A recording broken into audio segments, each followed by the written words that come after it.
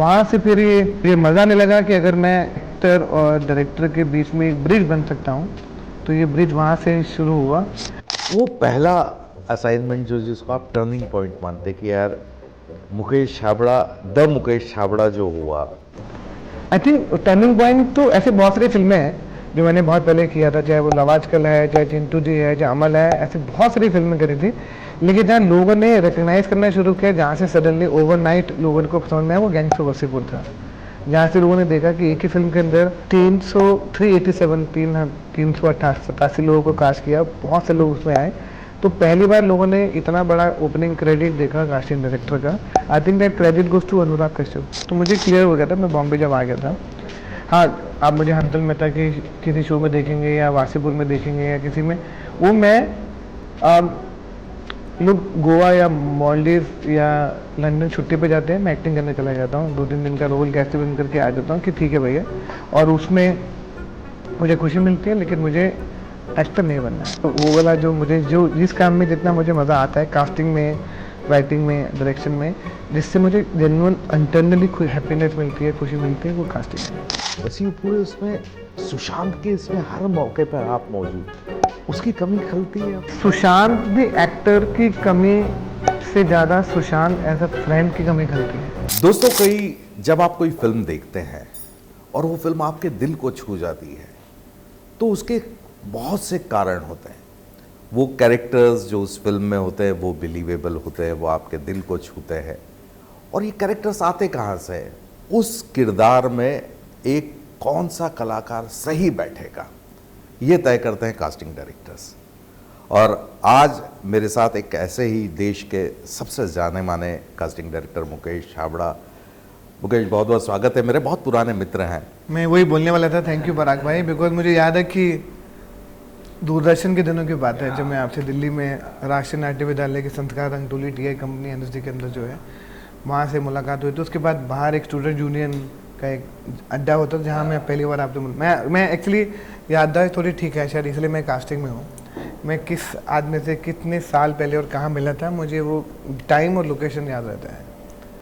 मैं हमेशा, मुझे वो मंडी हाउस में वो नीम के पेड़ के तले जो अड्डा है, वहाँ पे एक म्यूरल है जो सिर झुका के एनके का अड्डा बोलते हैं उसको।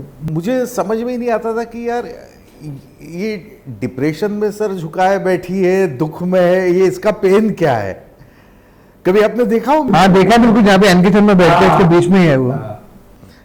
तो वो मुझे आज तक समझ में आता है कि वो बिल्कुल सेंटर ग्राउंड पे इतना दुखी सा म्यूरल क्यों रखा हुआ है। वो मेडिटेट कर रहा हूँ, फोकस कर रहा हूँ, अपनी लाइनों को पढ़ रहा था। तो उसके वो आप, मुझे लगता है कि अपने देखने के नज़रिए के ऊपर है। मैं तो उसको देखता था कि एनके शर्मा का अड्डा, कि वो जो एनके शर्मा का अड्डा, वो उदास कोई जो आदमी बैठे हैं, हम लोग ये सब डिस्कशन कर रहे हैं, उसमें आदमी थक के सो गया है, ऐसा कुछ बात है। वो मेरा तो फेवरेट अड्डा है, क्योंकि मुझे लगता है कि आप सब लोगों से, मेरे जितने भी एनएसडी के सीनियर हैं, जो जूनियर हैं, टीआई के आसपास के लोग हैं, पूरे श्री राम के, मंडी हाउस के, एनके शर्मा के, वीके के ग्रुप के, एमके नाना के ग्रुप के, रॉबिंदा के ग्रुप में जितने भी लोग हैं, मैं वो सब उस पेड़ के नीचे ही, जिसको बोलते हैं मीटिंग पॉइंट जो होता है ना, क्या कल्चर था ना, पर मतलब सारे वहां पे बैठ के अलग अलग थिएटर की, आर्ट की, किसकी बातें हो रही है। कल्चर अभी भी मिस होता है। आई थिंक मुझे बॉम्बे में वो कल्चर बहुत मिस होता है, क्योंकि वो जिस तरह की बातचीत और जिस तरह का किसी के अंदर भी किसी को लेकर एक किसी तरह की हीन भावना नहीं है, किसी तरह का कंपटीशन नहीं है।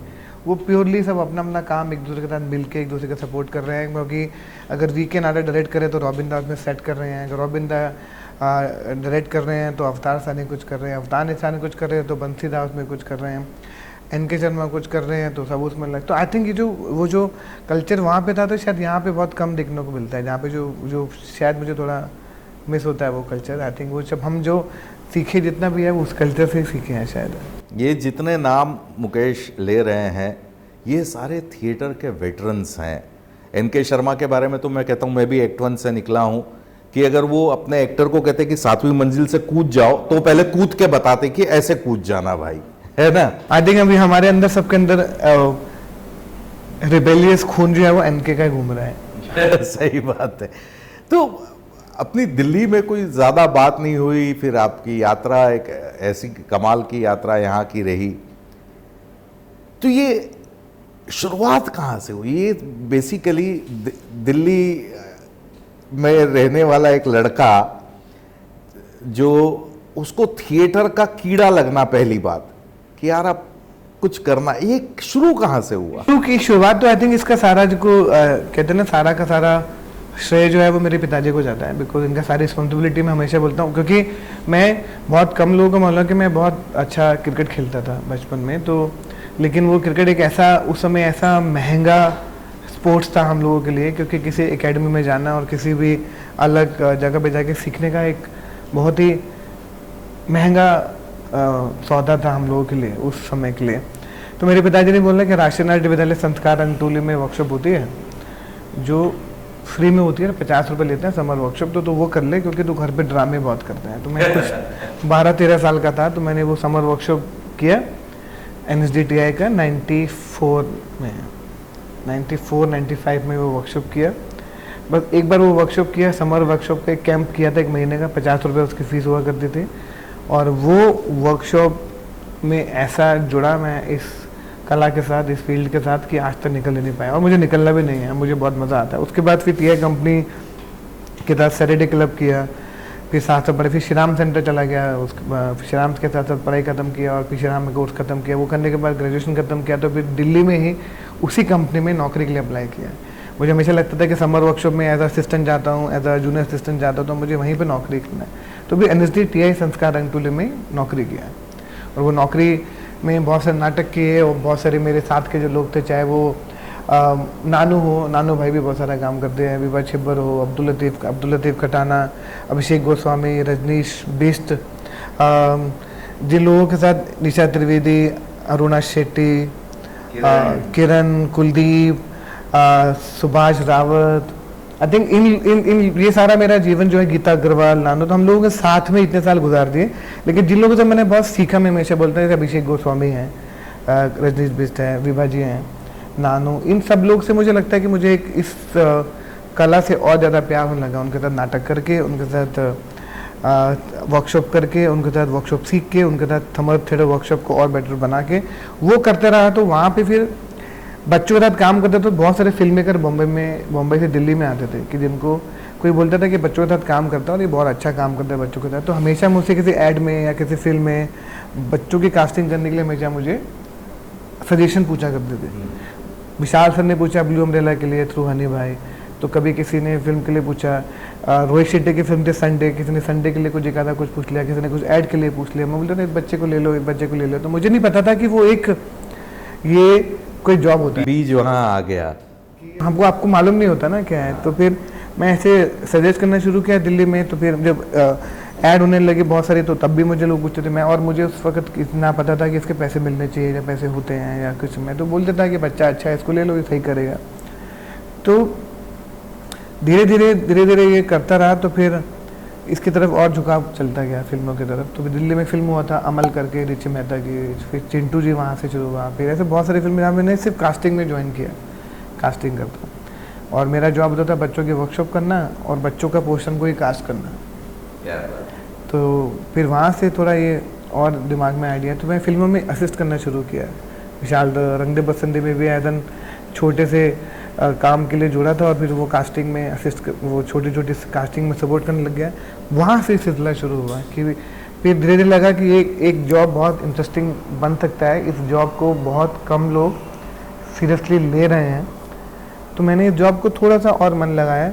मुझे लगा कि अगर मैं इतने सारे कलाकारों को जानता हूँ, मैंने खुद श्रीराम में रहा, फिर NSD में रहा, दिल्ली के हर थिएटर ग्रुप में रहा, हर जगह NSD के लोग जगह जगह जाके थिएटर कर रहे हैं।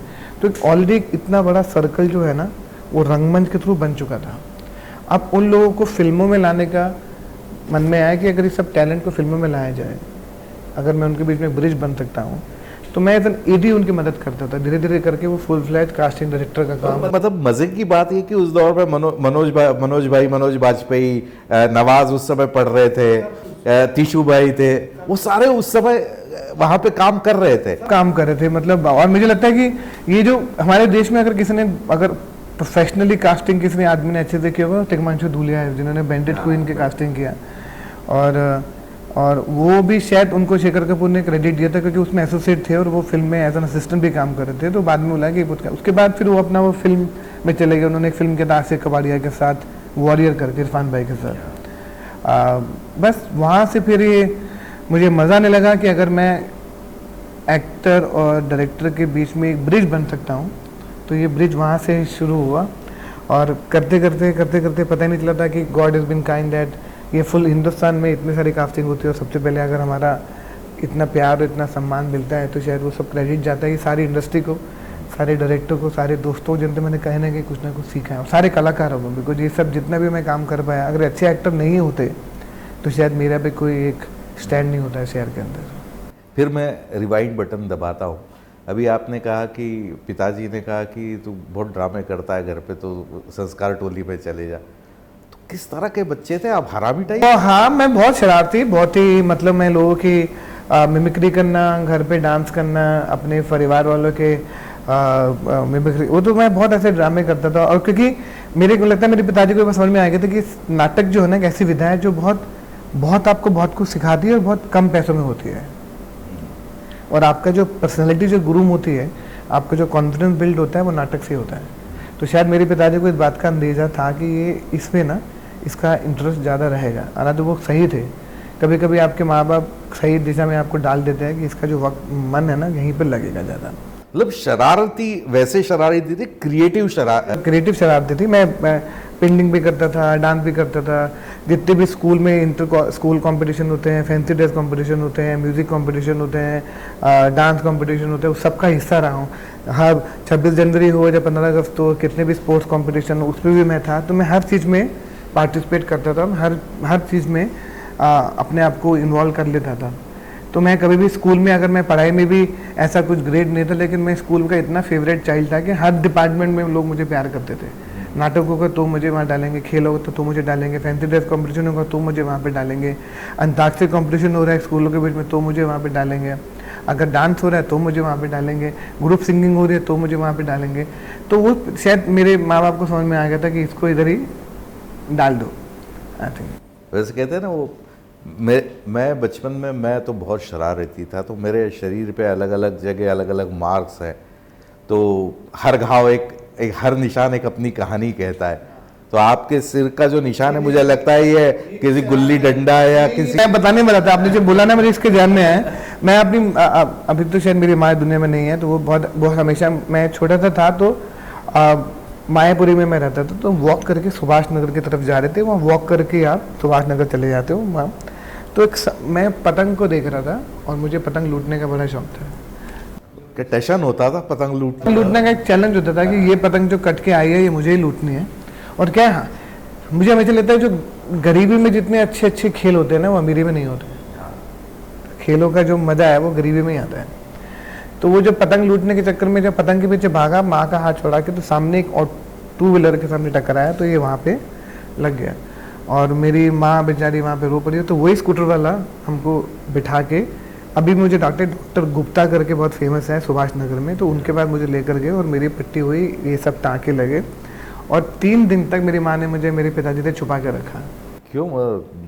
गुस्से से बड़े परेशान होते थे, ओवर पॉजेसिव टाइप के थे कि कुछ हो जाता तो बुखार हो जाए तो बहुत टेंशन, जुकाम हो जाए तो बहुत टेंशन, तो ओवर सेंसिटिव थे। तो वो बेचारे डर के मारे, मेरी माँ को लगता था कि ये, तो जब वो मैं स्कूल जाऊँ, जब आऊँ तो दोपहर का मुझे सुला दे कि वो सो रहा है, जब वो वापस ऑफिस से, वो इवनिंग शिफ्ट में थे गवर्नमेंट ऑफ इंडिया प्रेस के अंदर, जब तक वो वापस नौकरी से आए तब तक मैं सो जाऊँ। तो ऐसे करके उन्होंने 3 दिन मुझे छुपा के रखा। तो मुझे अच्छे से याद है वो सब कहानियाँ। तो मतलब फिर पता पड़ा तो क्या बोले? तो बहुत ज़्यादा स्ट्रेस हुए और क्या वो इतना टेंशन हो गया, मम्मी के पीछे पड़ गए कि तूने ध्यान नहीं रखा। अब माँ का यही होता है ना कि हमेशा वो बच्चों के लिए पिसती रहती है, मुझे ऐसा लगता है। तो आई थिंक वो सब चीज़ें हुई। ये माँ का तो कोई वो ही नहीं है कि माँ हमेशा शेल्टर कर लेती है पिताजी के गुस्से से, बाहर के लड़ाई झगड़ों से। माँ से आई थिंक सबसे बड़ी शील्ड जो आपकी लाइफ में होती है ना, किसी भी उम्र में हो आप, वो माँ की होती है। आपकी ज़िंदगी में आप किसी भी उम्र में हो, चाहे आप 2 साल के हो या 60 साल के हो, जब तक आपकी माँ है आपके ऊपर एक शील्ड है। तो जब तक वो शील्ड चली जाती है फिर आपको लगता है कि लाइफ दूसरी है। तो जो मुझे लगता है कि वो मुझे वो शील्ड का एहसास है उनके रहने का, शील्ड का, उनके जाने का। तो मुझे वो शील्ड का एहसास है कि वो शील्ड नहीं है अभी। मतलब मुझे याद है मेरे फादर जब एक्सपायर हुए थे, मैं 10th में रहा हूँगा, और आज तक कुछ नितांत अकेले पल में मुझे बड़ा वो होता है कि यार बाबा नहीं रहे यार, वो होते तो बड़ा मजा। मेरे को भी लगता है कि ये तो अभी 2 साल हुए हैं, तो हमेशा ये खलता रहता है कि आप जितना भी खुश रहने की कोशिश करो, लेकिन आपके सबकॉन्शियस में एक थॉट हमेशा रहता है कि मानेंगे। आप जितनी मर्जी अच्छी एक्टिंग कर लो इस शहर में खुश रहने की, आप जितनी मर्जी अवार्ड ले लो, आप जितनी मर्जी बड़ी पार्टी में चले जाओ, आप जितनी मर्जी बड़ी गाड़ियाँ ले लो, आप जितनी मर्जी अच्छे से बड़े घर में रह लो, आप कहीं भी खाना खा लो, जितने भी बड़े, तो आप जितनी मर्जी ज़िंदगी जी लो, लेकिन आपके सबकॉन्शियस में एक थॉट रहता है कि आपके मानेंगे। जैसे आपने बोला आपके पिताजी ने, एक थॉट हम आपके ज़िंदगी में हमेशा रहता है, वो ऐसे पैरेलल चलता है, आपकी सक्सेस, आपकी खुशी, and then there is a person जो आपके साथ में चलता है। और मज़े की बात पता है कि हम खुद को भी बेवकूफ़ बनाते रहते हैं। हम मानते हैं कि चलो ठीक है, ये तो लाइफ है, ये तो रियलिटी है, ये तो लाइफ है जो आए। जब आपसे आपका सामना होता है ना, मैं हमेशा बोलता हूँ कि ये जो ना आजकल हमारी किताबों में और हमको ऐसी बातों से बताया जाता है ना कि this is life, you should move on, life ऐसी होती है, ये सिर्फ कहने की बात है। जिसके साथ घटता है, जिसके साथ गुजरता है, उसको ही पता होता है। You can not replace that feeling जब तक आपने वो ज़िंदगी आपकी जी नहीं है। खैर मतलब पर माँ ने आपकी सफलता देखी। हाँ, माँ ने बहुत सफलता देखी। आई थिंक उनका आशीर्वाद आज तक बना हुआ है कि आज तक बना रहेगा। मुझे हमेशा लगता है कि वो कभी जाता नहीं है। उन्होंने सब सफलता देखी है, उन्होंने सब ग्रोथ देखी है, उन्होंने भी 2000 रुपये वाली ज़िंदगी भी देखी है, उन्होंने सारी ज़िंदगी भी देखी है, वो सब देख के गई। ये एक बेटे के नाते एक ऐसा फीलिंग है कि हर माँ बाप की यही इच्छा होती है कि वो अपना बेटा सेट हो जाए, और वो हो जाए, वो एक सेटिस्फेक्शन लेवल अलग ही होता है। कुछ भी हो जाए, देखो हमें हमेशा बड़ी एक बहुत अजीब सी बात शायद लोगों को लगे कि कोई भी माँ बाप अपने बच्चे को दुखी और गरीब नहीं देखना चाहता। वो किसी भी फील्ड में हो, कोई भी तरह का काम करे और उनको लग रहा है कि मेरा बच्चा अपना घर चला पा रहा है, वो ठीक है और खुश है। हर माँ बाप का एक ही सपना है, वो चाहे डॉक्टर हो, इंजीनियर हो, फिल्म इंडस्ट्री में हो, बैंक में काम कर रहा हो, उसकी दुकान हो, ऑटोमोबाइल कंपनी में हो, कॉर्पोरेट वर्ल्ड में काम कर रहा हो, छोटी दुकान चला रहा हो, खुद का छोटा बिजनेस कर रहा हो, कैमरामैन हो, तो उन सबका एक ही सपना है कि मेरा बच्चा जो है ना, जो काम कर रहा है उससे उसको मेहनताना मिलता है और जिससे उसका जीवन चल रहा है और वो खुश है। ये एक चीज़, एक ही आदमी है, 2 ही लोग हैं, माँ और बाप, जिनका एक ही सपना है। किसी माँ बाप के सपने नहीं होता कि तू सबका होता नहीं, उनका बड़ा बनने से पहले बेटा तो खुश है कि नहीं है। आई थिंक वो सपना, सबसे बड़ी चीज़ उनके दिमाग में एक ही रहती है कि ये खुश है कि नहीं। बिल्कुल सही बात है। तो मुझे याद है कि NSD के कई नाटकों में मैंने आपको देखा है, अपने टाई के कई सारे नाटकों में, कई सारी एड्स आपकी देखी, सीरियल उस समय। तो एक एक्टर मुकेश छाबड़ा जब मुंबई आता है और वो कास्टिंग डायरेक्टर हो जाता है। आई थिंक एक्टर तो मेरा, जब मैं NSD में TI के बाद जब मैं ED बना, तो मैंने एक्टर वाला थॉट तो तभी चला गया था, क्योंकि मुझे समझ में आ गया था कि मुझे बनानी तो पिक्चर है। क्योंकि मुझे लगता है कि एक्टर वाला थॉट अगर मेरे मन में उस वक्त इतना पक्का होता तो शायद मैं उसी को कंटिन्यू करता। जब आपको पता है कि आपका खुद का ही थॉट इतना क्लियर नहीं है, क्योंकि कभी कभी आपको लगने लगता है ना कि, क्योंकि मैं अपने बारे में एक सेल्फ असेसमेंट लेके चला था कि मैं इस चीज़ में उतना अच्छा नहीं हूँ, तो क्लैरिटी ऑफ थॉट होना बहुत ज़रूरी है। तो मुझे ये पता था कि मैं उस फील्ड में, तो जब मैं ED भी कर रहा था तब भी मुझे लोगों ने बोला कि अरे एक्टिंग क्यों नहीं करते हो। मुझे पता था कि मुझे वो नहीं करने हैं। वो क्लैरिटी आ गई थी, तो शायद वो क्लैरिटी आ गई थी तो शायद मैं यहाँ तक पहुँच पाया, नहीं तो शायद मैं MCC के बाहर खड़ा होता, दूसरी तरफ खड़ा होता। वो क्लैरिटी आ गई थी, क्योंकि जब क्लैरिटी जब आपको लाइफ में हो जाती है ना, तो शायद आपके रास्ते थोड़े से ज़्यादा साफ आपको दिखने लगते हैं और आपको लगता है कि आपका टाइम वेस्ट नहीं होता है। जब थॉट क्लियर हो जाए कि आप बने उस चीज़ के लिए नहीं हो तो मत करो। तो ये मैं हमेशा लोगों को बोलता हूँ, क्लैरिटी ऑफ थॉट लेके चलते हैं। तो मुझे क्लियर हो गया था, मैं बॉम्बे जब आ गया था। हाँ, आप मुझे हंसल मेहता के किसी शो में देखेंगे या वासीपुर में देखेंगे या किसी में, वो मैं लोग गोवा या मालदीव या लंदन छुट्टी पे जाते हैं, मैं एक्टिंग करने चला जाता हूँ, 2-3 दिन का रोल कैसे बन करके आ जाता हूँ कि ठीक है भैया, और उसमें मुझे खुशी मिलती है, लेकिन मुझे एक्टर नहीं बनना है। वो वाला जो मुझे जो जिस काम में जितना मुझे मज़ा आता है, कास्टिंग में, राइटिंग में, डायरेक्शन में, जिससे मुझे जेन्युइन इंटरनली हैप्पीनेस मिलती है, खुशी मिलती है, वो कास्टिंग है और डायरेक्शन है। वो पहला असाइनमेंट जो जिसको आप टर्निंग पॉइंट मानते कि यार मुकेश छाबड़ा, द मुकेश छाबड़ा जो हुआ, आई थिंक टर्निंग पॉइंट तो ऐसे बहुत सारी फिल्में हैं जो मैंने बहुत पहले किया था, चाहे वो लवाजकल है, चाहे चिंटू जी है, चाहे अमल है, ऐसी बहुत सारी फिल्में करी थी, लेकिन जहाँ लोगों ने रिकग्नाइज करना शुरू किया, जहाँ से सडनली ओवरनाइट लोगों को समझ में आया, वो गैंग्स ऑफ वसीपुर था। जहाँ से लोगों ने देखा कि एक ही फिल्म के अंदर 387 लोगों को कास्ट किया, बहुत से लोग उसमें आए, तो पहली बार लोगों ने इतना बड़ा ओपनिंग क्रेडिट देखा कास्टिंग डायरेक्टर का। I think that credit goes to Anurag Kashyap. जब ये आई थिंक वो मैं हमेशा बोलता हूँ कि उन्होंने ये इस चीज़ को माना और वैल्यू किया, और मुझे शायद वो सरप्राइज दे के बोला कि बैठ जा एडिट देख। तो जब देखा तो मैंने पहला नाम, क्योंकि हॉलीवुड की फिल्में देखो तो फर्स्ट क्रेडिट जो होता है वो कास्टिंग डायरेक्टर का होता है, तो आई थिंक वो चलन जो है वो अनुराग कश्यप ने शुरू किया। और उस फिल्म के बाद जो धमाके हुए, उसके बाद लोगों का प्यार, और उसके बाद एक के बाद फिर फिल्म में से मिलने लगे, तो फिर और मजा आने लगा कास्टिंग में भी, काय पहुंचे अपन, फिर बजरंगी भाईजान है अपन, फिर एक के बाद सारी, फिर रॉक स्टार, तमाश, फिर तो बहुत सारी फिल्में ऐसी होती गई। और शायद कहते हैं ना कि एक बार आपके सिक्सर लगना शुरू हो जाए तो फिर वो लगने चलते हैं। मतलब एज ए कास्टिंग डायरेक्टर इसके इस फील्ड के, क्योंकि जैसे आपने कहा कि वो फर्स्ट क्रेडिट, मतलब टिशू भाई का क्रेडिट हमने देखा होगा, पर वो क्योंकि वो एक्चुअली वो टिशू भाई एसोसिएट भी थे ना, तो वो भी कभी कास्टिंग डायरेक्टर क्रेडिट को लेके इतना खुश नहीं थे, उनको भी कभी कास्टिंग डायरेक्टर नहीं बनना था। तो उनको भी कभी ऐसा क्रेडिट का टेंशन नहीं था कि क्रेडिट कहाँ पर आ रहा है, वो तो उनको दिया गया। हाँ, मतलब ये जब लोगों से बात करते तब समझ में आता है कि टिशू भाई ने कास्टिंग की है, कि किसी को पता नहीं था। हाँ। और इरफान भाई कह ले, या बहुत सारे, सौरभ भाई ने भी अपने उसमें कहा कि टिशू के कारण वहां गए। और तो यू आर द पर्सन जिसने कास्टिंग डायरेक्टर क्रेडिट लिया पहला, so you know the, you are the better जज कि इस फील्ड के प्रोज एंड कॉन्स क्या है ब्लेसिंग एंड डिस्गाइज। जिसको कास्टिंग डायरेक्टर बनना है, सबसे पहले तो आपकी जो नॉलेज है ना, वो आपकी खुद की नॉलेज थिएटर को लेके, इस फील्ड को लेके, एक्टिंग को लेकर, डायरेक्शन को लेके होनी चाहिए थोड़ी बहुत। ये तो आप कहाँ एक्टर बैठे हैं, कैसे टैलेंट को ढूंढना है, उनको कैसे ऑडिशन करना है, और कैसे आपको ऑडिशन करके डायरेक्टर को कन्विंस करके उसको कन्विंस करना है, तो ये बहुत इसके अंदर आपकी मेमोरी बहुत इंपॉर्टेंट चाहिए। कैसे एक्टिंग डायरेक्शन की जाती है, ऑडिशन कैसे डायरेक्ट किया जाता है, वो आपको पता होना चाहिए।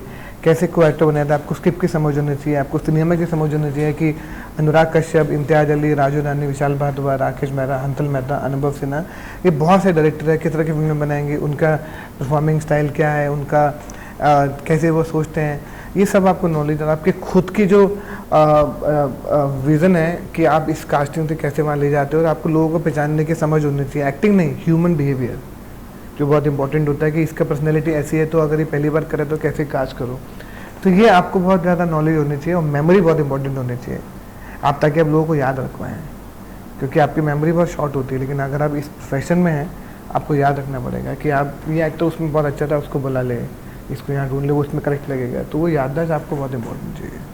ये मतलब जो आप बात कर रहे हो, ये सुखद भी है और डरावनी भी है। डरावनी इसलिए कि लोग डर जाते हैं कि मैं कुछ भूलता नहीं हूँ, और मतलब भूलते नहीं हो, उस मामले में डरावनी। और एज ए पर्सन अगर मैं ह्यूमन बिहेवियर को नोटिस करके याद रखना शुरू करूं, तो मेरे जीवन में फिर मैं कहीं भी जा रहा हूं, मेरे को और कुछ दिखेगा नहीं। फिर वो हो चुका है, अभी मेरा सबकॉन्शियस में यही चलता रहता है। अभी मेरा नॉर्मल जीवन जो है वो हमारा नॉर्मल नहीं होता। मैं किसी भी सोशल गैदरिंग में हूँ, या किसी शादी में हूँ, या किसी पार्टी में हूँ, या दोस्तों के साथ हूँ, पुराने दोस्तों के साथ हूँ, या किसी से जनरली मिल रहा हूँ, तो सबकॉन्शियसली मैं उसको ऑब्जर्व ही कर रहा हूँ। तो ये अभी वो ऐसा कहते हैं ना, ऐसा इनबिल्ट हो गया है कि अभी ना ये निकलता है, ना ये छोड़ते बनता है, ना वो है ना, अब ये हो गया है। तो अभी मैं कॉन्स्टेंटली सोच रहा हूँ क्या हुआ, कैसे हुआ, कैसे चल रहा है, क्यों किया, ऐसा क्या किया, वो चलता रहता है। ये बड़ा खतरनाक है इसको डील करना, थोड़ा सा है, लेकिन कहते हैं ना हर जॉब का कुछ ना कुछ अच्छी और बुरी बातें होती है। इसमें यह कि इतना स्ट्रेस है, आपको लोगों को याद भी रखना है, आपको नया टैलेंट भी ढूंढना है, आपको ऑन टाइम कास्टिंग भी खत्म करनी है, शूटिंग सर पे है, आपको डिलीवर भी करना है, जो एक्टर को ने बार बार कास्ट कर उसको रिपीट भी नहीं करना है, आपको नया टैलेंट भी ढूंढना है। हर डायरेक्टर की डिमांड अलग अलग होती है, वो अलग अलग तरीके से फिल्मों को देखते हैं, अलग अलग तरीके से कलाकार को देखते हैं। एक डायरेक्टर बोलता है ये एक्टर का चेहरा अच्छा नहीं है, दूसरा बोलता है इसका चेहरा बहुत अच्छा है, कोई बोलता है इसकी एक्टिंग अच्छी नहीं है, एक बोलता है इसकी एक्टिंग बहुत अच्छी है और इसकी आंखों में तो कोई दम नहीं है, एक बोलता है क्या आंखें हैं। तो सबका अलग अलग पॉइंट ऑफ व्यू है, सबका अलग अलग पर्सपेक्टिव है, उन सबको मिला के फिर एक पुस्तक जाके उनके नज़रिए में अपना नज़रिया जोड़ के एक जगह पे लाना, ये सबसे मुश्किल काम है। और ये मतलब ये ऐसा 12 से 5 वाला या ऐसा ये नौकरी नहीं है, ये ज़िंदगी भर का काम है। क्या आप बोलोगे कि रात को 10-11 बजे आपके दिमाग में आइडिया है, आप बोलोगे मैं तो कल 11 बजे ही सोचूंगा। जैसे राइटर होते हैं, डायरेक्टर, ऐसे थोड़ी ना कि मैं 2 घंटे बैठ कर लिखूंगा। आपका मन करता है, आपने लैपटॉप खोला, आप लिखना शुरू हो गए। तो आपको कई लोगों को मालूम कभी भी लिख लेते हैं, तो ये काम 24 घंटे का। अगर मैं अचानक 12 साढ़े 12 बजे याद है उस कैरेक्टर के लिए ये आदमी कर, हाँ, मैं उसको नोट बना लेता हूँ। कौन सी नोट कभी किसी को, अगर मैं किसी फिल्म की कास्टिंग कर रहा हूँ, लगता है यार ये फिल्म के लिए करेक्ट नहीं है, ये श्री राम राघवन की फिल्म में रोल है, वहाँ पे डाल दे। तो ये कॉन्स्टेंटली चलता रहता है। अभी आपके यहाँ 3-4 लोग बैठे हुए दिख रहे हैं कि वो बहुत हंस रहा है, स्माइल कर रहा है, उसको बहुत इंटरेस्ट है, इसको बिल्कुल भी इंटरेस्ट नहीं है, वो कंफ्यूज है कि वो क्या करना है, ये बहुत एक गौर से सुन रहा है कि काम क्या होता है। तो ये मुझे दिखता रहता है, मुझे कॉन्स्टेंटली बिहेवियर है, इसका अपना मन में लगा है, अपना खुश हो रहा है, वो जेन्युइनली इंटरेस्ट है, खुश हो रहा है, वो कंफ्यूज है कि क्या करना है और वो सोच रहा है कि क्या बात हो रही है। तो ये मेरे दिमाग में कॉन्स्टेंटली चलता है और ये सब रिकॉर्ड होता चला जाता है। अब मैं इसको कैसे इग्नोर करता हूँ? अभी मैं कोई ऐसा सीन करूँगा जहाँ पे मुझे कैमरामैन चाहिए, 4 अलग अलग तरह के लोग कास्ट करें, तो मैं इन चारों की पर्सनैलिटी देखूंगा, यार कैसे कैसे लोग होते हैं, अरे यार ऐसा नहीं होता, वो ऐसा वाला सोच। तो ऐसा उनके कोई चेहरे नहीं होते, उनके बिहेवियर और पर्सनैलिटीज़ होती हैं। किसी भी कलाकार के, किसी भी एक्टर का चेहरा नहीं होता है, आपकी उनकी पर्सनैलिटी होती है जो उनको कैरेक्टर बनाते हैं। तो वो मैं ढूंढता हूँ। So how you cast basically, मतलब कोई क्या चीज़ देखते हो आप कास्टिंग में? तो कैरेक्टर देखता हूँ मैं, एक्टर तो देखता नहीं हूँ। मेरी फिल्म के हिसाब से जो डिमांड है कि महारानी में क्या चाहिए, या टेलीग्राम में क्या चाहिए, या फैमिली मैन में क्या चाहिए, काय पोचम में क्या चाहिए, या ब्लैक वारंट में क्या चाहिए, या पठान में क्या चाहिए, या फिर अभी बाकी जो फिल्में में भी रामायण में क्या काज करना है, जो भी फिल्में में छिछोरे में क्या चाहिए था, तो ये सब सोच के करना पड़ता है कि मुझे मेरी फिल्म की स्क्रिप्ट में डायरेक्टर को क्या चाहिए, मुझे वो ढूंढना है। कि मेरे सामने 300 लोग खड़े हैं, हो सकता है कि 300 में से कोई भी नहीं फिट में उस फिल्म में फिट होता, और 300 के 300 बहुत अच्छे एक्टर हैं, और एक ऐसा एक्टर फिट होगा जिसने कुछ काम नहीं किया लेकिन वो फिल्म के लिए करेक्ट है। तो मैं सिर्फ कैरेक्टर को ढूंढता हूँ, लोग एक्टर को ढूंढते हैं और मैं कैरेक्टर ढूंढ रहा हूँ। अपनी स्क्रिप्ट की कहानियों में जो किरदार होते हैं उन specially for you it's very difficult situation to handle, क्योंकि you know hundreds of actors personally. तो लाख हो गए। दिल्ली से बात करूं तो मतलब मैं 90 समझते हैं कि यार मुकेश तो मेरा दोस्त है, मेरा बैचमेट है, मेरा जूनियर है, मेरा सीनियर है। मतलब मैं जब से मंडियात में रहा हूँ 94 से लेके आज तक 2025 तक के सब कलाकारों को जानता हूँ दिल्ली के, चाहे वो श्री राम के हो, चाहे लोकल थिएटर ग्रुप के हो, चाहे NSD के हो, चाहे FTI के हो, चाहे SRFTI के हो, तो कहीं से भी हो, वो सब को जानता हूँ। तो ये प्रेशर भी है ना, how you deal with that? I think वो प्रेशर से इसलिए डील करना आता है, मैं हमेशा उनको बोल देता हूँ कि काम देखो। जब वो कोई मेरी कहानी, जब शुरू में तो शायद हर एक्टर कभी कभी बुरा मान सकता है, अपसेट भी होता है, और मैं आई अंडरस्टैंड कि काम की खोज में आदमी जब टेंशन में होता है तो थोड़ा बुरा सबको लगता है, लेकिन जब वो कोई फिल्म देखते हैं तो बोलते हैं कि यार बड़ी अच्छी कास्टिंग है। तो मुझे लगता है कि जब तक मेरी बड़ी अच्छी कास्टिंग स्क्रीन पे दिख रही है ना, तो मुझे इस बारे में नहीं सोचना चाहिए, क्योंकि बहुत सारे कलाकार नाराज होते हैं, मुकेश तो जानते ही है, हमारे NSD का था, हमारे सामने बड़ा हुआ है। आई थिंक ये चलता रहेगा, लेकिन जब तक आपको याद रखना है कि आप स्क्रीन के लिए काम कर रहे हो, जब तक आपको स्क्रीन पे लोग बोलेंगे बहुत खराब कास्टिंग है, उस वक्त आपको कास्टिंग छोड़ देनी चाहिए। उस वक्त फिर आपको लोगों का ध्यान रखना चाहिए कि ये बुरा मान जाएगा, ये बुरा मान जाएगा। वो बुरा मानेंगे ही मानेंगे, लेकिन जब वो फिल्म देख लेंगे तो वो चुप हो जाएंगे। सो द बेस्ट कॉम्प्लीमेंट जो है वो क्या मिला आपको आपके आज तक के प्रोजेक्ट्स की अगर बात करूं? मतलब मुझे बेस्ट कॉम्प्लीमेंट मिला क्योंकि मुझे पहली बार जो इंडस्ट्री में फिल्मों में नहीं भी हैं, जब मैं फ्लाइट में बैठा हूँ या कहीं मैं रास्ते में गया, तो ऐसे लोग आके मुझे मिलते हैं कि बेटा बिकॉज ऑफ तेरी कास्टिंग ना हम पिक्चर देखने जाते हैं। तो मुझे लगता है कि अगर लोग मुझे मेरी कास्टिंग से मुझे पहचान रहे हैं, क्योंकि बहुत कम मौका होता है कि किसी टेक्नीशियन को लोग आके मिलते हैं। यहाँ अगर आप बहुत ही पॉपुलर डायरेक्टर हैं, सनी लियोनी भंसाली है, राजू रानी है, या इंचार्ज अली जैसे एक या एक तो संजय लीला भंसाली है, रोहित शेट्टी है, करण जौहर हैं, तो लोग आपको रिकग्नाइज करते हैं। अगर उसके बावजूद भी किसी टेक्नीशियन को रिकग्नाइज कर रहे हैं तो बड़ा अच्छा लगता है। अगर उसमें आपको लगता है कि यार लोग आपको मतलब आपके काम को नाम पढ़ के जानते हैं कि यार ये वही है जो कास्टिंग करता है, ये नए नए चेहरों को लाता है। आई थिंक ये सबसे बड़ा जो मेरे को लगता है कि जो खुशी है वो यही है कि मुझे भी उतना ही प्यार मिलता है जितना किसी एक एक्टर को मिलता होगा। वो मुझे लगता है कि वो शायद ये कमाई है, ये थोड़ी मेरी कमाई है। पर ये मतलब ये भी तो होता होगा ना कि जहाँ आप पब्लिक प्लेस में आए तो भाई होता है लिफ्ट में जाता हूँ तो अपना ऑडिशन दिखाते रहते हैं, वीडियो दिखाते रहते हैं। शादी में मिलता हूँ तो अरे बेटा सर भैया के सामने डांस करके दिखाओ, ये कुछ करके दिखाओ, ये मेरा बच्चा है, इसको एक्टर बनाओ। ये तो दिन भर चलता है, पर मैं उस चीज़ का बुरा नहीं मानता हूँ क्योंकि शायद उनको थोड़ी सी होप नज़र आती है। अगर उनको लगता है कि उनके होप के लिए मैं कुछ कर पाता हूँ तो अच्छा है। मैं हमेशा अब मैं बाहर भी लोगों से मिल लूँगा, मुझे इतना लगता है कि मैं आज जो भी हूँ कि नए कलाकारों की वजह से हूँ। मैं डिनर पे जाऊँगा, कहीं बाहर जाऊँगा किसी के साथ, तो लोग आके मिलते रहते हैं और सब मुझे हमेशा पता है कि मुझे सिर्फ एक्टर ही मिलते हैं। तो ये लगातार चलता रहता है। लिफ्ट में दिखाएंगे, ऑडिशन दिखाएंगे, मतलब कभी कभी थोड़ा ज़्यादा लगता है, ओवरवेलमिंग हो जाता है कि यार यहाँ पे तो मत करो, लेकिन फिर आई अंडरस्टैंड कि वो कहाँ जाएं। अगर मैं उनकी ज़िंदगी में थोड़ी सी उनसे 2 मिनट बात करके उनको ये खुशी दे सकता हूँ कि ठीक है आप आ जाओ, मुझे दिखा दो ऑडिशन, तो उनको अच्छा लगता है। तो मुझे अच्छा लगता है अगर उसको 1 मिनट अगर मैं दे दूँगा तो कुछ जाएगा नहीं। जैसे अभी आपने थोड़ी देर पहले कहा कि शायद आप भी एमसीसी के बाहर खड़े होते एक्टर पर, ऐसे कई सारे एक्टर्स हैं जो अपनी टर्न का इंतज़ार कर रहे हैं। वो बॉदर करता है आपको कि यार वो एक्टर तो बहुत अच्छा है यार पर उसका मौका नहीं आ रहा है? बॉदर करता है क्योंकि ये हमारी एक ना बॉम्बे में एक कहावत है कि हम लोग ना सब एक फ्राइडे का वेट कर रहे हैं। वो फ्राइडे कब आएगा किसी को नहीं पता। फ्राइडे तो हर हफ्ते आता है, लेकिन वो फ्राइडे 1 साल बाद आए या 2 साल बाद आए या 10 साल बाद आए या 15 साल बाद आए, किसी को नहीं पता। वो जो इतने पेशेंस के साथ, इतने मोहब्बत के साथ वो इंतज़ार कर रहे हैं और इतने टैलेंटेड हैं, इतने टैलेंटेड है कि तेरे सो मेनी एक्टर जो इतने टैलेंटेड जिनको मौका नहीं मिल रहा है। मैं जैसे अभी ब्लैक वॉरेंट के एक्टर आया अनुराग ठाकुर, एक एक्टर है जतिन गोस्वामी, जैसे उसके पूरे बैचमेंट में जयदीप अलावत है, राजकुमार राव है, विजय वर्मा है, उसी बैच में जतिन गोस्वामी करके एक्टर है, वो भी उतना ही टैलेंटेड है, वो भी मौके की तलाश में है। एक्टर अनुराग ठाकुर जो अभी इसमें था, एक एक्टर है आकाश दहिया, ये अभी भी एक्टर है जो अभी ऐसे भी एनएसडी के बहुत सारे एक्टर हैं जो मुझे लगता है कि बहुत अभी एक्टर अच्छे हैं, उनको बहुत अब मौके की तलाश है। जैसे राजेश तेलंग को बहुत समय के बाद मौका मिला, या हरीश खन्ना है, चाहे वो आशिक हुसैन है, ये बहुत कमाल के एक्टर है, चाहे इनको बस एक मौके की तलाश है। जो एक बार बड़ा मौका मिला ना वो वहाँ से निकल जाएंगे। और मतलब मुझे सबसे बड़ा जो दुख होता है ना, कि मैं भी इस इंडस्ट्री में दिन रात घूमता रहता हूँ, वो जो लड़का या लड़की बहुत टैलेंटेड है, खूबसूरत है, हीरो हीरोइन बनने की काबिलियत रखते हैं, सपने तो है ही, वो जब तक डायरेक्टर के पास पहुंचते हैं वो चाचा या बुआ के रोल के लायक उम्र के हो जाते हैं। पर आई थिंक ये थोड़ा हमने चेंज किया ही है जब से हमने थोड़ा आए हैं। अगर ऐसा होता तो शायद चाहे वो राजकुमार हो, चाहे सुशांत हो, चाहे आयुष्मान हो, चाहे कार्तिक हो, चाहे कृति हो, चाहे सान्या हो, चाहे तृप्ति हो, चाहे शोभिता हो, चाहे जिशान हो, या पंकज त्रिपाठी हो, ये लोग नहीं होते। ये सब भी विजय वर्मा हो, जयदीप अलावत हो, ये सब नहीं होते।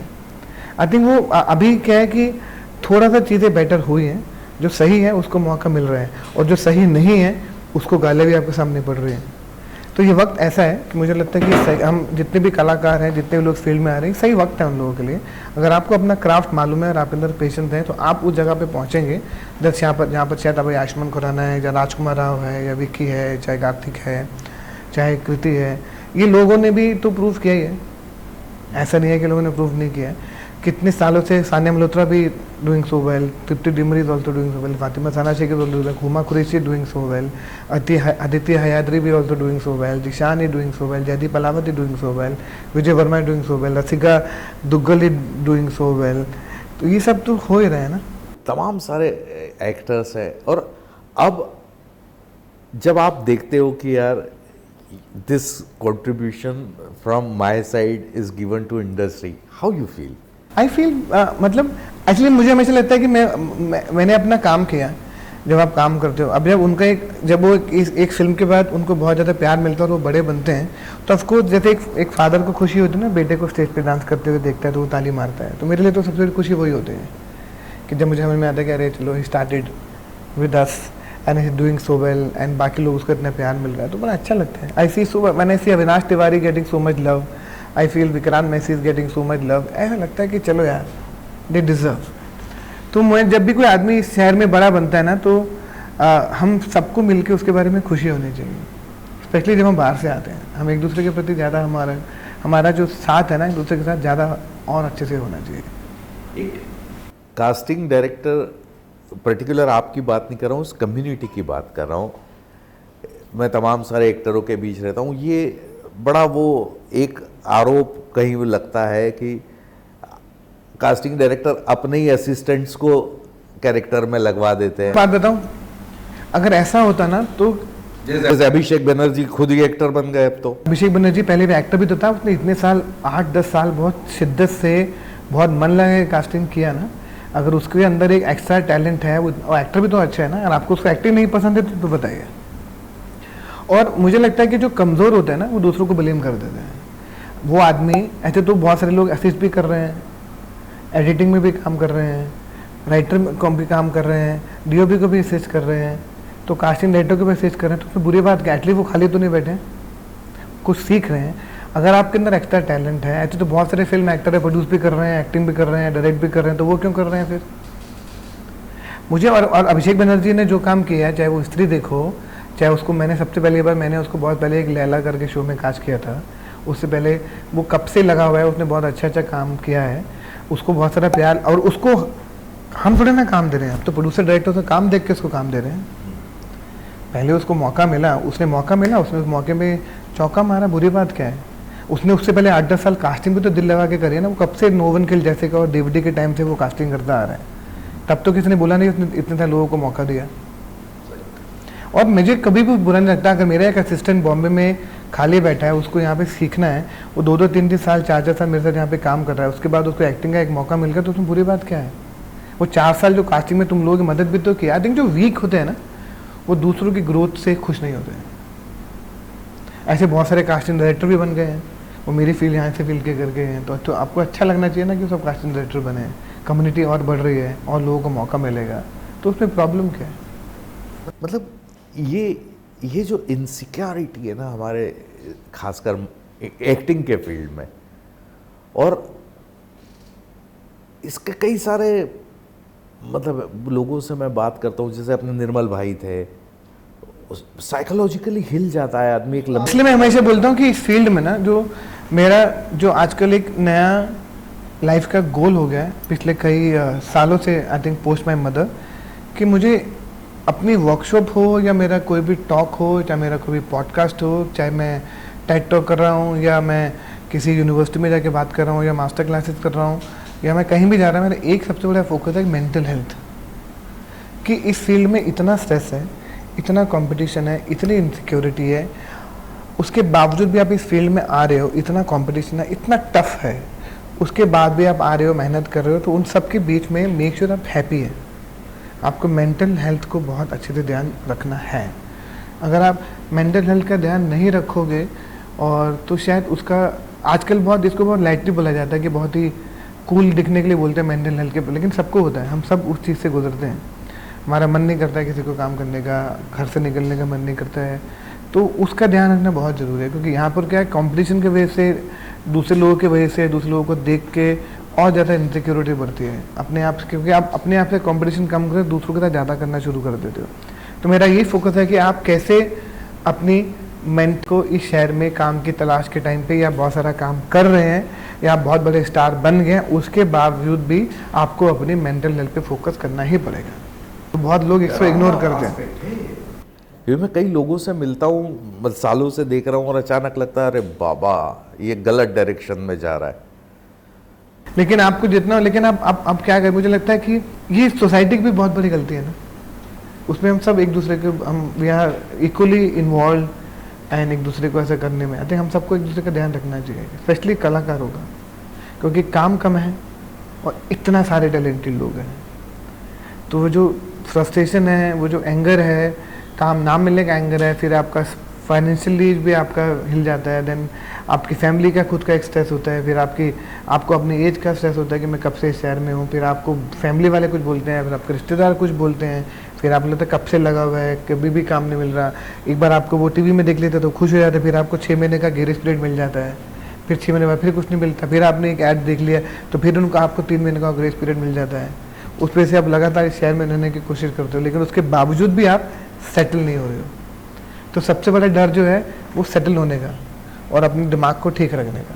तो वो स्ट्रगल की तरफ लोगों को ध्यान देना चाहिए कि पहले मैं मेंटली सेटल हो जाऊं, उसके बाद मैं और चीज़ों की तरफ देखूं। मैं लोगों से कहता हूँ कि जो अभी उतने सक्सेस नहीं हुए जैसे होना चाहिए, लेकिन सालों से स्ट्रगल कर रहे हैं, मैं बोलता हूँ कि अपने शहरों से, छोटे शहरों से आके इस शहर में सालों तक सरवाइव करना इज़ अ सक्सेस। ये भी सक्सेस है, क्योंकि जिसको देखिए, हम एक्टर तो सब हैं, ये सिर्फ सक्सेस पॉपुलैरिटी के पीछे हो रहे हैं ना, कि इनको पॉपुलर होना है। एक्टर तो सभी हैं, इनको फिल्मों में आना है ताकि उनको और लोग पहचाने, उनकी कला को और पहचाना जाए, उनको और पैसे मिले, उनको और ग्लैमर में जाए। हमारा सिर्फ कॉम्पिटिशन अमर होने की चाह। हाँ, क्योंकि एक्टर तो हम सभी हैं। बहुत सारे लोग अभी भी अपने अपने शहरों में नाटक करके भी बहुत खुश हैं। हम इस शहर में आते हैं ताकि हमको पॉपुलर होकर फिल्मों में जाके बड़ा बनना है। तो हमारा जो कंपटीशन है, जो एंगर है, वो वहाँ पहुँचने का है। कला तो आपके अंदर है, लेकिन आप वहाँ नहीं पहुँच रहे हो, तो वो दुख है। मुझे लगता है शहर में ठहर गए और रुक गए, आपको शहर ने अपना लिया, इसमें भी आपको खुश रहने को, लेकिन वो खुशी नहीं मिलती है, क्योंकि उसके अंदर आपके क्रिएटिव सेटिस्फेक्शन है, आपकी फाइनेंशियल सेटिस्फेक्शन है, आपकी फैमिली सेटिस्फेक्शन है, आपकी होप्स है, आपके ड्रीम है, इस सब का मिला जुला मिक्सचर है, तभी जाके आपको हैप्पीनेस मिलती है। खुश रहो, हंसते रहो, वो भी एक वो उससे एक सिर्फ नहीं चलता है। यही माया है। हाँ, उससे नहीं चलता है कि मैं बहुत कोशिश करो आप जितना भी कुछ रहने की, लेकिन आपको अल्टीमेटली काम तो चाहिए। आपको सोशल स्टेटस भी देखना है, फाइनेंशियली भी अपने आप को ठीक रखना है, आपको खाना भी खाना है, तो ये तो चाहिए ना। बेसिक नीड्स तो आदमी को खुश रखती है। आप जितने मर्जी बोलो कि मैं तो बेसिक नीड्स की ज़रूरत के अलावा मुझे नहीं चाहिए। इस शहर में आए हैं इसीलिए। हाँ, मतलब मेरे पास भी कई सारे फेसबुक और इंस्टा पे मैसेज आते हैं, छोटे शहरों के बच्चे जो होते हैं, कोई थोड़ा सा बॉडी बिल्डिंग किया होता है, खूबसूरत लड़की, अरे तू तो आ जा हिलो। उनको क्या सलाह देना है? मुझे हमेशा लगता है कि एक तो जितने भी आपके आसपास के लोग, दोस्त या लोग यार है ना, जिनका इस फिल्म के साथ रियलिटी चेक नहीं है, वो तो आपको बोलेंगे कि अच्छे दिखते हैं, बॉम्बे चला जाए। ऐसा नहीं होता है, आपको काम आना चाहिए। ऐसे बहुत सारे एक्टर हैं जिनको बिल्कुल भी एक्टिंग नहीं आती, इसलिए वो शायद इस शहर में नहीं है, लेकिन बहुत खूबसूरत है। मुझे लगता है कि अगर आप अच्छे एक्टर हो तो आप खूबसूरत दिखने लग जाते हो। क्या बात कही, बहुत सुंदर बात कही। टैलेंट आपको खूबसूरत बनाता है। अगर आप खूबसूरत हो तो जितना आप खूबसूरत आपका टैलेंट होगा, उतने खूबसूरत आप दिखने लगोगे। नहीं तो आप इतने गुड लुकिंग एक्टर को, लड़कों को देख लो आप, लेकिन उनको एक्टिंग नहीं आती है, आप उनको दोबारा देखना नहीं चाहते हो, क्योंकि अच्छा एक्टर अच्छा दिखने लगता है, ये प्रूफ है। आप पुराने किसी भी एक्टर को देख लो, आप अभी उनको आप देखो स्क्रीन पे, वो इतने ऐसे पर्सनैलिटी निखर कर आती है, आपको लगता है कि इतना गुड लुकिंग है, लेकिन आप उनको 10 साल पहले के फोटोग्राफ देखो, आपको लगेगा ये था वो। क्योंकि आपका टैलेंट, आपका कॉन्फिडेंस सब आपको ऐड करके और खूबसूरत बनाता है। तो ये बॉडी, ये सर्टन लुक में दिखना, वो वक्त चला गया है। ऐसे कई सारे फिल्मों में देख लो, नए नए लड़के लड़के भी लॉन्च होते हैं, लेकिन कला करने लिए ऐसे आते हैं, ऐसे चले जाते हैं। आपको अल्टीमेटली क्राफ्ट में काम करना पड़ेगा। आपको मनोज भाई जैसा या आयुष्मान जैसा या राजकुमार जैसा या विक्की जैसा या कार्तिक जैसे मेहनत, ये सब करना पड़ेगा, ये आपको आना चाहिए। मतलब मेरे कुछ फोटोग्राफ्स फिल्म स्टार्स के साथ देख के उनको लगता है कि ये तो इसके तो सब रिश्ते हैं। मैं ये बोलता हूँ कि ये यहाँ पे ऐसा होता नहीं है कि भाई इसको कास्ट कर लो। अगर ऐसा हो रहा होता तो मेरे पूरे खानदान के लोग फिल्मों में होते ना, क्योंकि मैं तो सबसे ज़्यादा कास्टिंग करता हूँ शहर के अंदर। तो मेरी पूरा पंजाब की बहनों को, कजन्स को, सबको लगता है कि तो भाई मेरा वहाँ पर है। ऐसा नहीं होता है। अगर ऐसा हो रहा होता तो मेरा पूरा खानदान फिल्मों में होता और मैं बहुत बड़ा प्रोड्यूसर होता। हाँ, करोड़ों रुपए दाव पे लगे रहते हैं। बहुत हाँ, कुछ लोगों की ज़िंदगी वैसे भी चल रही है, लेकिन उसकी ज़िंदगी से हमारा कोई लेना देना नहीं होना चाहिए। वो उनकी किस्मत और हमारी किस्मत। ये तो यात्रा यहाँ मतलब द मुकेश छाबड़ा बनने की है। डायरेक्टर मुकेश छाबड़ा के क्या हाल है? डायरेक्टर मुकेश छाबड़ा के बहुत अच्छे हाल हैं, क्योंकि दिल बेचारा को लोगों ने बहुत प्यार दिया था। और वो फिल्म के साथ ऑफकोर्स सबको पता है कि वो जो जैसा भी उस फिल्म के साथ हुआ, और उसके बाद मैं अपनी दूसरी फिल्म की तैयारी कर रहा था, लेकिन उसके बाद मेरी माताजी नहीं रहे, तो फिर वो फिर से प्लान रुका। फिर मैं कास्टिंग में, तो इतना सारा काम है, लेकिन मैं definitely going to make my next film very very very very soon. और जो मैं पिक्चर बनाने वाला हूँ, उसकी कहानी पे काम चल रहा है। और आई थिंक जब जब मुझे मौका मिलता है मैं उस पर बैठ जाता हूँ। मेरे जो दोस्त हैं जो उस फिल्म को लिख रहे हैं, वो उसमें लिख रहे हैं, तो मैं बहुत जल्दी इस पिक्चर को बनाऊँगा। एक आखिरी सवाल आपसे पूछना चाहूँगा कि जैसे कई सारे लोग अपनी ज़िंदगी से चले जाते हैं, उनकी जगह नहीं भरती, वैसे ये पूरे उसमें सुशांत के इसमें हर मौके पर आप मौजूद थे, उसकी कमी खलती है आपको? इसी सुशांत द एक्टर की कमी से ज़्यादा सुशांत एज अ फ्रेंड की कमी खलती है। एक्टर तो ऑफकोर्स बहुत अच्छा है, लेकिन एक्टर फ्रेंड मेरे बहुत सारे हैं जो बहुत अच्छे एक्टर हैं। विक्की बहुत अच्छा एक्टर है, राजकुमार बहुत अच्छा एक्टर है, सुशांत बहुत अच्छा एक्टर था, बहुत सारे एक्टर हैं, लेकिन सुशांत की प्रेजेंस एज अ फ्रेंड जो खलती है वो बहुत इंपॉर्टेंट है। क्योंकि अगर मैं अपने ऑफिस में बैठा हूँ, तो मैं अगर मैं ऑफिस में काम भी करूँ, मुझे पता है कि सुशांत उस कमरे में बैठ के सो रहा होगा, वो रिहर्सल से आएगा तो वहाँ बैठा होगा। तो वो मतलब लिटरली सुबह से लेके शाम तक अगर वो शूटिंग नहीं कर रहा है, तो वो इस कमरे में कहीं ना कहीं मीटिंग रूम में कहीं ना कहीं अपने बैठा होगा, कुछ खा रहा होगा, कुछ सीन पढ़ रहा होगा, तो इधर ही घूम रहा होगा। तो वो प्रेजेंस तो आपको हमेशा खलती रहती है ना, क्योंकि अगर वो शूटिंग नहीं कर रहा तो यहाँ होता था, भाई आप कहाँ हो, मैं आ रहा हूँ, भाई आप कहाँ हो, मैं आ रहा हूँ, भाई आप कहाँ हो, मैं आ रहा हूँ। तो वो एक प्रेजेंस खलती है। नहीं, उसकी बातें साली अजीब व गरीब होती थी ना, वो एक अलग ही दुनिया का आदमी था। मतलब वो जो बातें करता था, इंटेलिजेंट आदमी, बहुत ही वेल रेड आदमी था, बहुत ही पढ़ा लिखा आदमी था। तो वो ऑफकोर्स वो तो मिस करता ही। आई एम सॉरी टू से, पर एक्टरों से इस तरह की बातें सुनने का वो नहीं था कि जिस तरह की बातें वो करता था। वो जिस तरह की बात, एक्चुअली वो एक्टिंग से अलावा दुनिया के बारे में बहुत ज़्यादा पढ़ा लिखा था ना। ऐसा नहीं था कि वो सिर्फ एक्टिंग की दुनिया और एक्टिंग किताबों से जुड़ा था, उसको पूरी दुनिया के बारे में बहुत नॉलेज थी। उसकी knowledge about on everything was very interesting. आप उससे पॉलिटिक्स की बात करो, स्पोर्ट्स की बात करो, फ्यूचर की बात करो, फिजिक्स की बात करो, क्वांटम फिजिक्स की बात करो, बायोग्राफी की बात करो, वो जोग्राफी की बात करो, वो सब पे बात कर सकता था। और मतलब लॉजिकली पढ़े लिखे बातें। बहुत कमाल का इंसान था। तो खैर, ये यात्रा ऐसी अनवरत आपका अश्वमेघ चलता रहे, आप नए नए एक्टर्स को काम देते रहें, जिंदगियां बनाते रहे, इसी शुभकामनाओं के साथ थैंक यू वेरी मच। बहुत मज़ा आया बातचीत। Thank you very much. और मुझे मालूम नहीं चला कि इतने टाइम बाद, और बहुत पहली बार तो इतना अच्छा लगा आपके साथ बैठ के, क्योंकि रिश्ता है ना, तो मैंने कभी ऐसे बात करते हुए कभी मुझे दो बार सोचना नहीं पड़ता है, जो शायद बहुत कम लोग होता है। क्योंकि बहुत आपको नहीं तो सोच सोच के बोलना पड़ता है ना। आपके शहर में ऐसा बना दिया गया है कि थिंक बिफोर यू टॉक। तो मैंने आई थिंक विद यू वो वाली टेंशन नहीं थी, इसलिए मैंने बोला कि यहाँ पे आराम से करो। और मालूम ही नहीं चला कि 1 घंटा कब बीत गया, कब हो गया। Thank you very much. Thank you very much. Thank you Parag भाई, थैंक यू वेरी मच।